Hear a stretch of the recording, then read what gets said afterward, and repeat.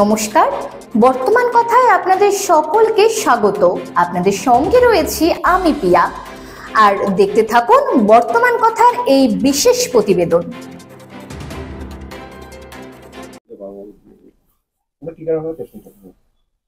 আজকে কালিয়াগঞ্জ ভারতীয় জনতা পার্টির পক্ষ থেকে প্রেস মিট করার উদ্দেশ্য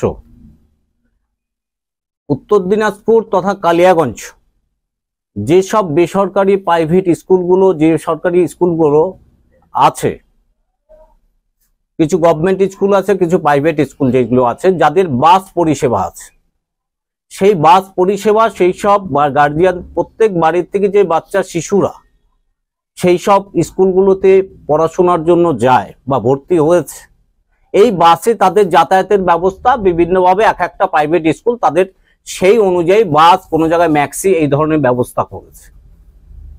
কিন্তু আশ্চর্যের বিষয় এটা, আমরা লক্ষ্য করছি প্রত্যেকটা বাস এবং ম্যাক্সিতে মুড়ির টিনের মতন ঠেসে ঠেসে বাচ্চাদের নিয়ে যাওয়া হচ্ছে। গার্জিয়ানরা সেই সব বাস মালিকদের এবং বাসের ড্রাইভারকে যদি সেই বিষয় নিয়ে বলছে, তারা বলছে আপনার বাচ্চা আপনি অন্য কোনো গাড়িতে পাঠান, আমরা এই গাড়িতে যেতে হলে এইভাবেই যেতে হবে। আমাদের বক্তব্য একটাই, প্রত্যেকটা শিশু তার গার্জিয়ানের কাছে অমূল্য সম্পদ এবং আমাদের টোটাল দেশের ক্ষেত্রে তাদের আমাদের ভবিষ্যৎ, দেশের ভবিষ্যৎ তারা।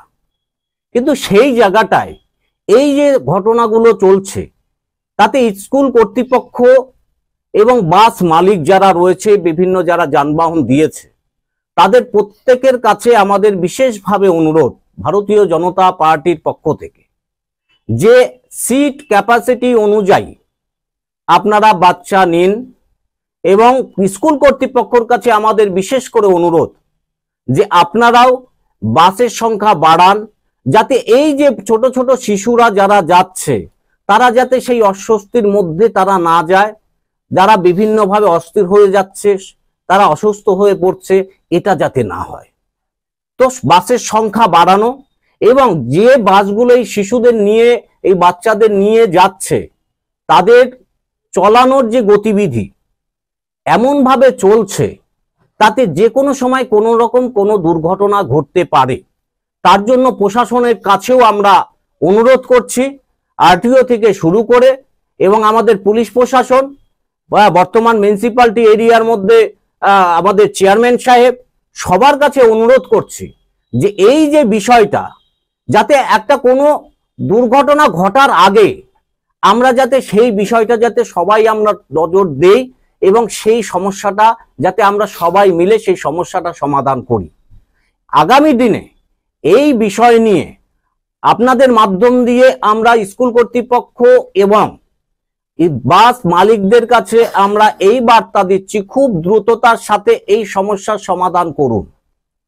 আমরা আগামী ডেটে বিজেপি রাস্তায় নেমে এই বিষয় নিয়ে প্রতিবাদ করবে।